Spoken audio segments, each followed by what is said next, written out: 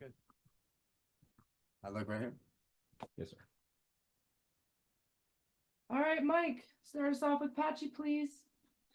Patchy, thanks for the time. You talked in a recent interview about although you've done everything in Bellator, you're not getting the respect you feel you deserve. So what do you feel you'll have to do to get that respect as not just the best bantamweight in Bellator or anywhere, just in the world, the best bantamweight? Tune in on Friday night. You'll see. Just look at the way I finish fights. Look at the way that I match up against my opponents, the things I'm doing, and you'll see something spectacular on Friday. There's no doubt about that. And speaking to Magomed, he has called this a revenge tour for himself. He wants revenge against you, then revenge against Rufi Ansat. So we know his kind of plan for this year. What entices you next after this weekend? I don't really mind his plans, but mine, because I'm going to finish him again. I'm going to close the chapter. I feel like I finished him last time, and I'm granting him this rematch. I fought more fights than him. He only fought, I think, the 8th ranked guy to get back to me. So, I'm granting him this rematch. I'm going to finish him, and then I'm going to move on to bigger names and, the next best guys in the division. If that, entails me rematching the other guys, it doesn't matter. I fought everyone in the top 5, so I'll fight them all again if I have to. Last one for me, Patchy. Really appreciate the time. I think it was the worst kept secret in MMA, just how talented and great you have been throughout your career. When you come full circle with everything leading into this main event, having the belt, now having your name at the top of the list, although wanting more respect, has it hit you just what your career and Bellator has meant to you in your career and what you've done so far and what you plan to accomplish moving forward? No, I'm just getting started, to be honest with you. I love training. I'm obsessed with it. So I think this is just the beginning. I just turned 30 years old. I'm entering my prime. So I look to reign the division, and I look to grow and get better each day. I feel I'm a novice right now, and I want to be an expert. So every day I'm chasing that. Well, you're a hell of a novice then, if that's what you are. Thank you for the time. Anik. Patchy, I saw you visited the Eiffel Tower with Tatiana. Where else do you plan on taking her in Paris? I think we're just on a strict business trip right here until the fight's over, and then we'll stay one more night in Paris, and then she wants to go to Italy, So we're gonna travel around Europe here for about a week after. Very nice. And you've been training with so many killers at Extreme Couture. You've trained with Umar Nurmagomedov, Manel Cap. I'm wondering who's given you the toughest rounds in the last 6 months because you've made your last few fights look easy. There's so many guys. Umar was tough. I sparred him a lot on the build up for his last fight. Very, very, very highly touted. One of the best bantamweights in the world too. Very tough. And also Merab Dishwala. I spar him every Thursday for 5-5. So I did about a few fight simulations with him before this fight, and he's very good at his cardio. He's very tough too. So I think those two are probably my 2 best training partners. Thank you. Mills. What's going on, Patchy and MMA Locker Room, part of Pub Sports Radio? How you feeling today? I feel well, man. I feel good. How you doing?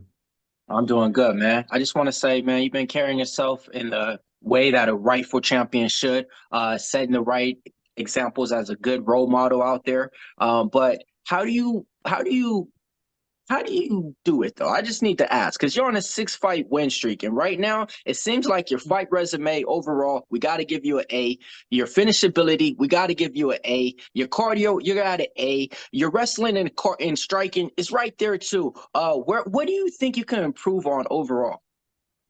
I think I can improve in all aspects of MMA. Like I said earlier, I'm a novice. I feel in all areas. I just train like that, and I'm obsessed with it. I feel I'm in love with what I do, so that helps me, achieve this level. And I enjoy training every day, so I just try to get better at each discipline every day. And I also try to carry myself, being a longtime head coach of JV coach, pardon, of the Sweet Home Wrestling program. It's a high school where I'm from, and a lot of wrestlers look up to me, and I mentor a lot of young athletes. So, I really need to hold myself as the champion I believe I am. Got it. And then one more for me. It seems like it's hard to get fights in the bantamweight division now with Bellator. You got Rufian Stotts sitting on the sideline. What's your plans and goals once you get past him this week?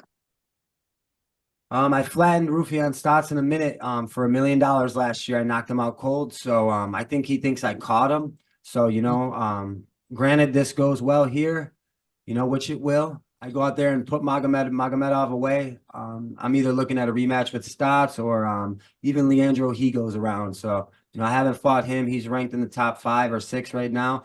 So, one of those names really excite me. And Stotts really excites me as well. I think he thinks, like I said, I caught him. So I'd really like to close the book on that chapter as well. Got it. And last one for me. Go ahead, look at the camera right now and tell everybody why you're the best bantamweight out there. No exclusions to nobody.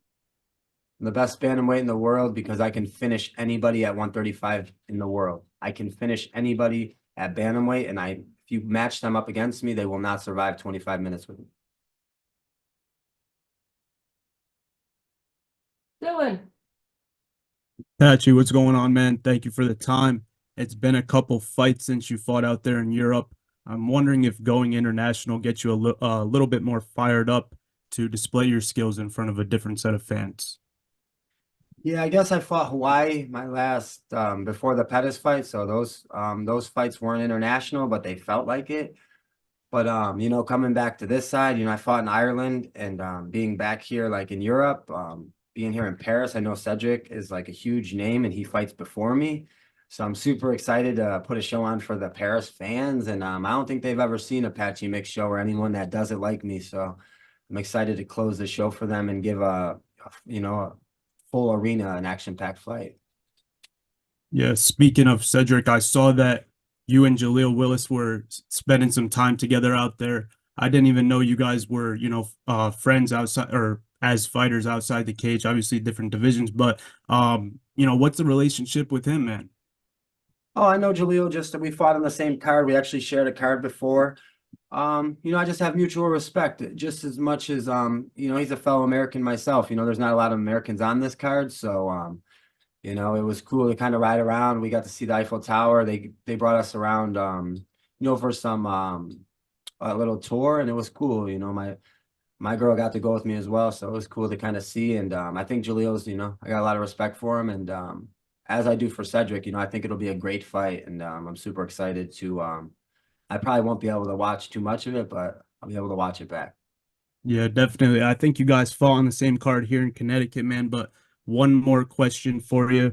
Obviously, like we've been talking about this whole time, the big debate right now is who's the best bantamweight in the world.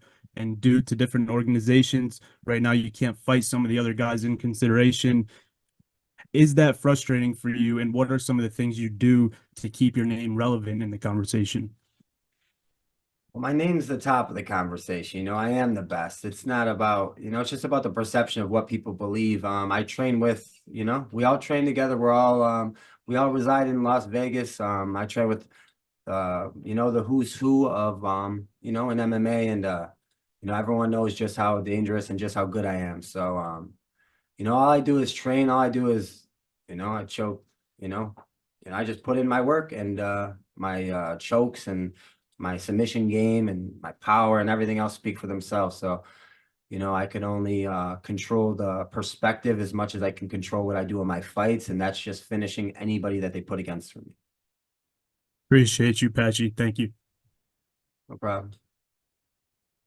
Carlito. Yes, Patchy. It's an honor to get a chance to interview you once again. And you talk about your time in Paris and talk about fight camp, break down fight camp for us. How are you feeling? And what can we expect on Friday?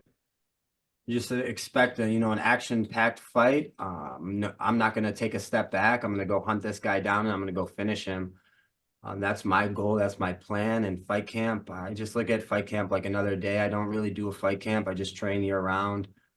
The only thing that really changes for me when I do a fight camp is my diet to make the weight and maybe my recovery, like not going so hard or maybe getting more massages and getting worked on more by doctors, you know, to make sure that I'm healthy because you know, I want to be 100% when it comes to the fight. Excellent, excellent. So your post-fight meal and after weigh-in meal. I'm not sure yet. We're in Paris, so I got to do some searching around. But normally we all go to a nice restaurant. I either get like a nice chicken or steak before a fight.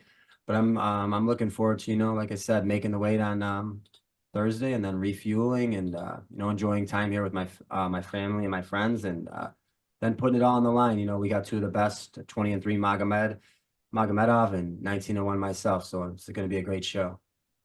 Excellent, excellent. I'm super excited to watch you Friday. Thank you, bro. Thank you. Patrick. Patchy, I've seen some of those 5-round spars you've had with Merab, and they are some of the highest level displays of MMA you can imagine. And it was very intense. That was something that I noticed. You guys really go at it as if it's a regular fight. Is that something that kind of calms down as you get closer and closer to fight week, trying to avoid injury, or are you always in there just going as hard as you can with guys like Merab?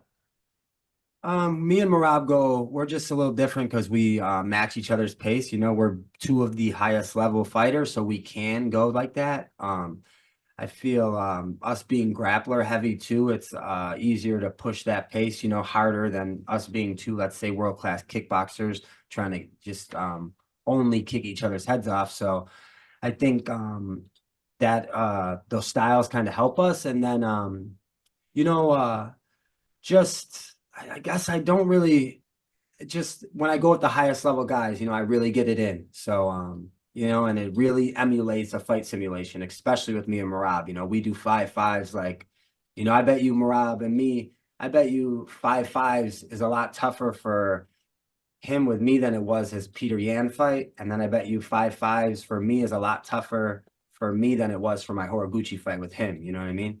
So they see the fights that we have on the main scene, but I mean, me and that dude put a real fight in a couple weeks ago. Oh, you guys put on real fights all the time, from what I could tell. Those were some, like I said, some of the highest levels of displayed MMA I've ever seen.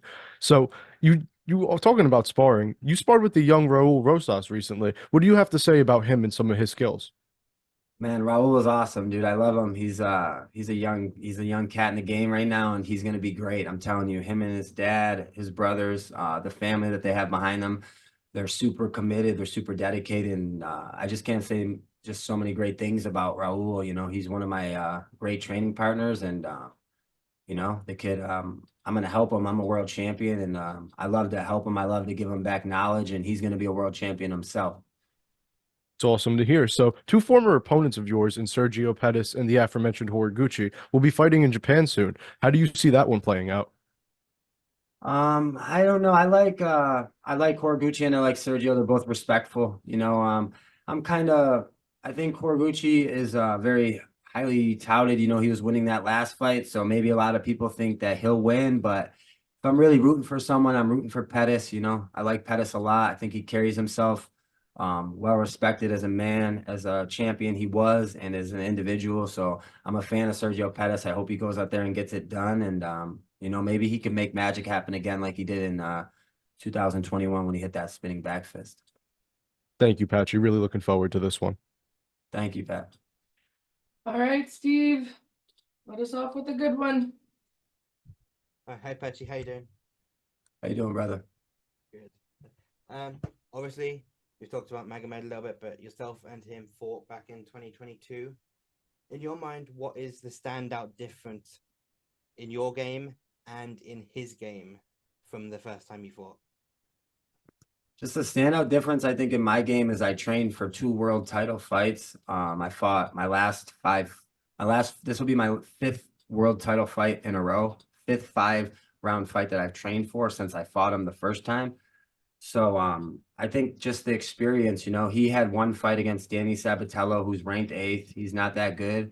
And you know, he even gave his back up and showed weakness in that fight. So he was able to get the win against Sabatello, but I think it's more of Sabatello's mistakes, you know, putting his head in the oven, getting caught in that guillotine. I don't feel like those positions I'll be caught in, and I just feel like I've gotten better, and I feel like he already had to close a big gap, 17 months ago. I did not just put him to sleep. I dominated him for the 7 minutes. I almost caught him in multiple other chokes. I won the first round by outstriking him 4-1. And, I just felt like I was dominating him. He has to close too big of a gap, and it's even gotten further. So we'll see on Friday night. I'll see you there, Magomed. And obviously, you touched on it earlier, but it's going to be a rowdy Paris crowd in that room. And this is one of the fights that doesn't have a French fighter in the cage. The crowd might not know who to cheer for. Why should it be you? They'll be cheering for me once they see how I carry myself, my swagger, how I fight. I'm better and flashier than I think anybody on the card. Just look at my finishes. I finished 14 out of my last 15 wins, and no one's doing stuff like that. So you'll see on Friday night why I stand out and why I'm special, why I'm the only world champion on this card. Thank you, Patchy. Best of luck. Thank you. All right, Patchy. Thanks Thank for you. your time. Appreciate you.